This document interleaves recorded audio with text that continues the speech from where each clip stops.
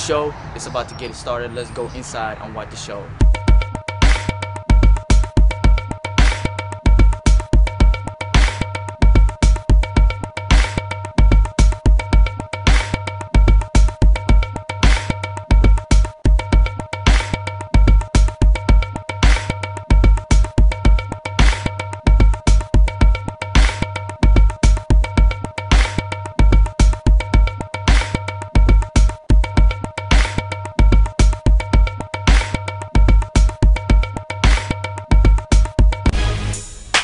Assalamu alaikum warahmatullahi.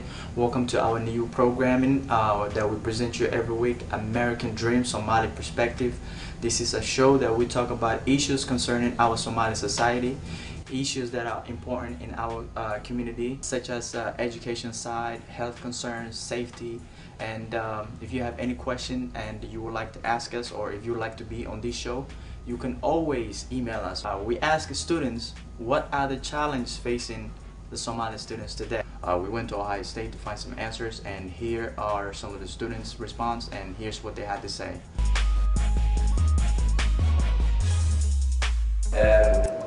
dhibaatooyinka naxariista anaga Soomaaliya halkan waxaan anigu u arkaa inay tahay lack of role model. Role modelkaasna waxaan ka wadaa waalidka. Sida la socono wadankan waxaan ku imaanaa different ways aan ku imaanaa. Waxaa jirta carruur badan oo waalidkooda ee Afrika weli jiraan ee halkaan usoo diraan si ay u support gareeyaan familka xagga ku haray. qaarna sida la socono waxaa waaye waalidku halkaan joogaa oo everyday way kasoo kacaan. Markaan u noqdo familka jooga Afrika, carruurta waxay halkaan usoo direen ma aha inuu iskuul u dhigto ama inuu meelahaas ka wareego, oo waxay usoo dirsadeen inuu u shaqeeyo oo every month uu bil lacag oo bil walba u diro. So xisaabtan uguma jiro inay canugii ku support gareeyaan inuu iskuul aado ama waxaan dad rabeen survive garoobaan oo maalin walba oo quraac ay qaday casho u diyaar oo wax kale adduunka aan ku xisaabtamayn. qaarna waxay joogaan America oo kama warhayaan carruurtii iskuulka ay aadaan, waxa la bara kama warhayaan, canugii inuu galaas ku dhacay ama inuu baasay kama warhayaan. Actually waxaan rabaa inaan idin sheego yar saaxiibkay oo wiil walaalkiisa wuxuu ku keenay inuu aabu yahay. Marka wuxuu tegay parents meeting. hal qof oo Soomaali waa ka waayay markuu parents meeting tegay. Soomaalida iskuulka dhigatana waxaa waaye 30% of the students waa Soomaali. hal parent oo Soomaali uu ka waayay marka macallimiinta waxay weydiiyeen maxaa dhacay Soomaalida ee u maawaayeen. marka wuxuu ii sheegay inuu bishaas ay ahayd bil Ramadaan ugu jiray. wuxuu isticmaalay excuse bishaan adiga qabateen meetingkan waa bil Ramadaan marka dadku way soomayeen. Next meeting markii la isku imaaday haddana qof Soomaali uu ka waayay waalid oo iskuulka imaado parents meetingkii. waxaan sheegan garan waayay galaas walbuu tagaa caddaan waalidkii carruurtooda support gareynaya.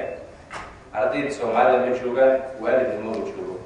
marka aniga waxay la tahay oo ugu weyn inay tahay in carruurtii iyo waalidkoodii iska warhaynin oo canugii aan hore loo wadin, laga warhaynin waxa iskuulka lagu baro, ama inuu galaas ku baasay ama inuu ku dhacay.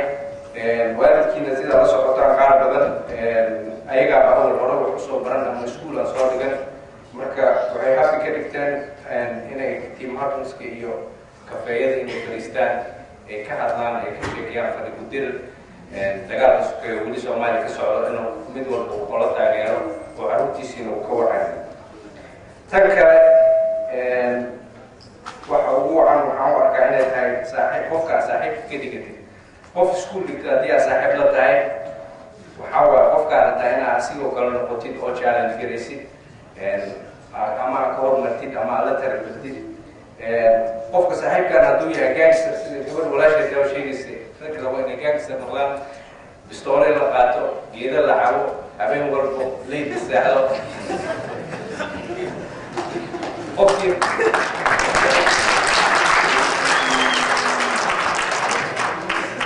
markuu rabaa inuu waddo kala qaato oo waddadaasna sidaan la socono qaar midiin lagu dilay qaarna pistoolada lagu dilay marka wadadaasna xabsi ku dambaysaa marka waxa ugu dambeeya waa inaan sheego waxa waaye the reason ay ardayda Soomaalida poor performance school ugu sameeyaan waxa waaye waalid ma haystaan oo wixii howlgeliyo ama ka warhaayo ama su'aalo weydiiyo iskuuladii tago caawiyo anugii homework inta ka caawiyo even haddii aad ka caawin karin homework anugu waxaa rabaa inaad this iskuulkii la tagtid meelaha tuurinka lagu sameeyo wax walba inaad ka warhaysid marka insha Allah waxaan jeclahay in waalidiinta ay hurdada ka kacaan ay carruurtooda ogaadaan waxyaabaha lagu barayo meel walba markaan leeyahay waxaan ka wadaa shalay masaajidka markaan tegay jumcada ninka imaamka ilaahay khayr siiyo khudbadiisa wuxuu ku soo qaatay in laga warhaayo qof walba inuu ka warhaayo canugiisa ama carruurtiisa waxa la baro meel walba ay joogaan ama in haddii ay masaajidka joogaan ama haddii ay iskuulka joogaan iyo qofka baraayo iyo wuxuu baraayo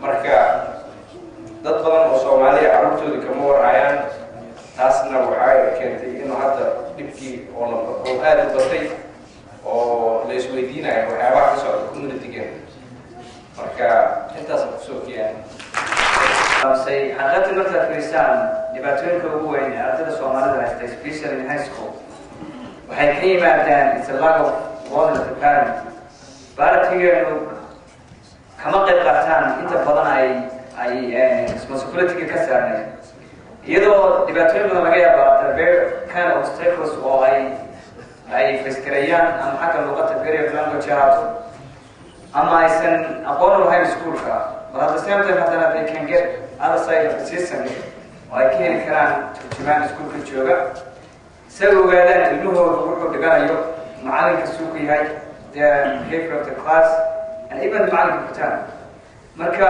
saa ogtihiin even one of us will know a parent they don't have with the basic communication or ay naga caawiyaan so it's our own people inaynu try to maaragtay adiga inaad isku didid inaad la timaadid garad fiican ama aqoon wacan saad naftaada u badbaadisid